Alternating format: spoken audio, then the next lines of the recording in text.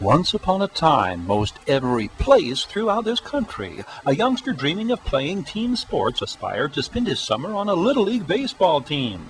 Times change. Today, preteens are bombarded by fast-paced, self-focused alternatives and lower-cost, faster-moving team options like soccer, or drawn to sedentary captivation by video games and watching TV. Does that equate to a decline in Little League? By percentage of today's youth participating?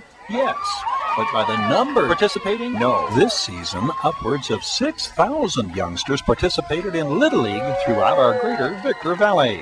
Their teams compete under the regional umbrella of District 49.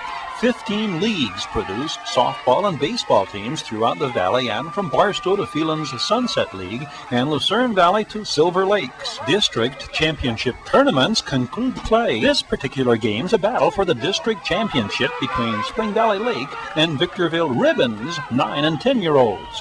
While every tournament produces a winning team, the question is raised, is anybody really winning in Little League?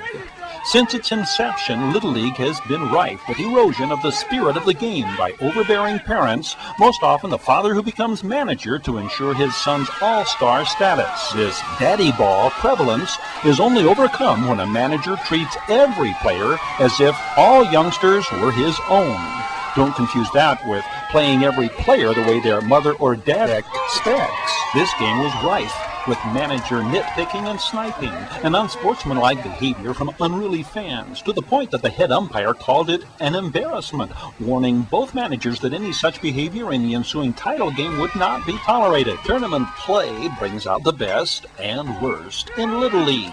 Managers and coaches, bound by the mantra, "We're not competing unless we're cheating," pulled out all stops and tried to advance. Rules requiring every player participate are sidestepped, deliberately avoided in the strategy to win a game or title at the expense of a manager's suspension.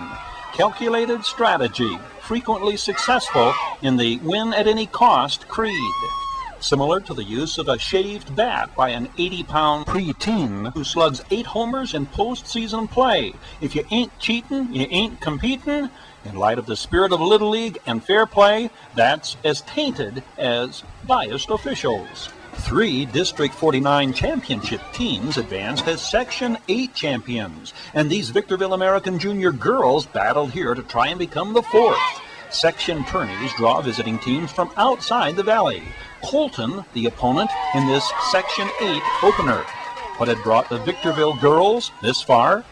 I would say great attitudes, great parents behind them, and willing to learn and progress. Crystal Bracamontes tripled and came on to score the first run for the Victorville girls. That followed an opening frame crisis when Colton loaded the bases with nobody out. Fernandez went to the mound and repeated what he's emphasized all along. Relax, have fun, be prepared to make the play when the ball's hit to you. Let nothing that's already happened affect your mindset for what's next. The next Colton hitter lined into a double play, and Victorville escaped the inning without giving up a run.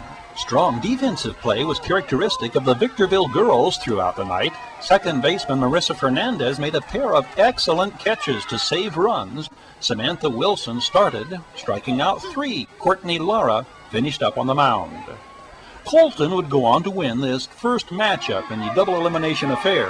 Crystal Bracamontes and Teresa Ocker would come back the next night to combine for a shutout win to keep these 13 and 14-year-olds in the tournament. As for the status and future of Little League, winning is achieved in most cases without taking into consideration victories and losses.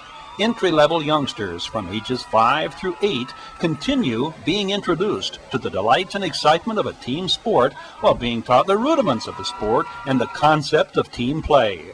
Success remains only through the unselfish dedication of volunteers who serve as managers, coaches, team parents, umpires, and administrators. They join us in thanking the team sponsors to continue making this aspect of a youngster's American dream a reality. Hesperia Nationals' Rusty Caldwell has put together an ABC baseball camp for the high desert players age 8 through 16. These camps, well known for their expertise, thorough approach, and use of former professional players and coaches. The dates, July 23rd through the 26th at Victor Valley College.